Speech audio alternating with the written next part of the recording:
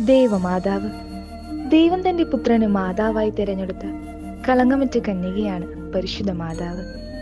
ദാവീദ് രാജാവിന്റെ കുടുംബത്തിൽ അന്നയുടെയും ജോവാക്കീമിന്റെയും മകളായി ജനിച്ച മറിയം വിശുദ്ധരിൽ ഏറ്റവും ശ്രേഷ്ഠയാണ്.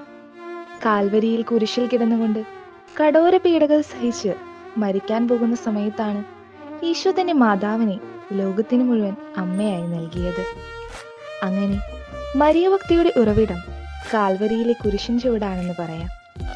ഒരു ശിശുവിനെ പോലെ വിശ്വാസത്തോടും ശരണത്തോടും കൂടി ഏത് അവസരത്തിലും നമുക്ക് മാതാവിനെ സമീപിക്കാം.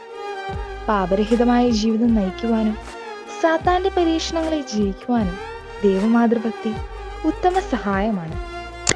യഥാർത്ഥ മരിയം ഭക്തി ഈശോയെ കൂടുതൽ അറിയുവാനും സ്നേഹിക്കുവാനും നമ്മെ സഹായിക്കും.